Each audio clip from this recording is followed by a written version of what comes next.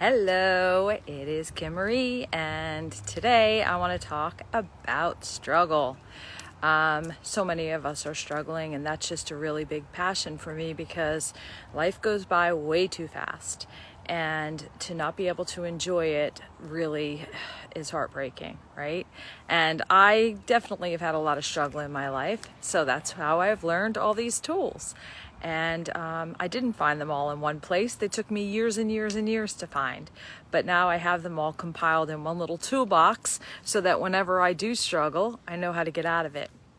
And the one thing I realize is that many times we work so hard about needing to be right, needing to know things, and being convicted in our belief system that we don't leave room for new information. So if we want to find the answer to our problems, it's hard because we get very rigid. So one thing that I do when I notice that there's a difference of opinion in conversation, which happens all the time, you get strong-minded people, they're pretty opinionated. And what happens is that we can really stick to our guns. Like, that makes us feel important. That makes us feel like we know what we're doing. We know what we're talking about. But it also keeps us stuck because a lot of times miscommunication between two people, whether you're arguing or just having a conversation, is not being able to see it from another angle and another perspective. Doesn't mean that you even change your perspective. It just means that you open your mind to see things from another way and see how other people view things. That's what makes us understand people better. So yesterday was the garbage trucks. Today's the FedEx man. That's hilarious. I am at my friend's house. But anyway, so emptying your cup, realizing that we can learn something from anything and everything and everybody, but especially if you feel threatened or triggered in any way, that is an indication that there's something you need to see differently, because it's within you, right? So there's something in you that is being called to learn something. I like to put it that way.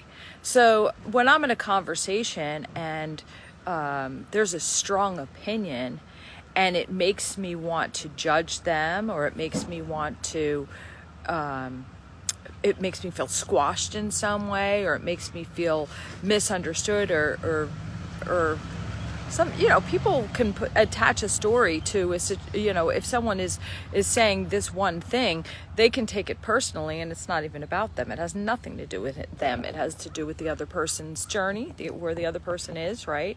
So it's leaning in. So I really love to step back. So I step back and I visually just empty my cup. What can I learn from this situation? What can I learn from this person in front of me? What can I learn? Because that is the only way that you get past struggle, is that when you're willing to see something from another angle. There are many people that look at the same thing and see very different things. You can look, and I can be sitting over here and not even see what you're seeing. But then as soon as I sit in your position and in your viewpoint, I can learn something new. So I invite you to empty your cup anytime you're in a conversation where you're going back and forth and the other person is insistent. So what? So what? Empty your cup and just even understand. Even if emptying your cup doesn't change your opinion about the thing that you're discussing, it makes you understand the person you're speaking to better. Makes you understand where they are better, and realizing it has really nothing to do with you.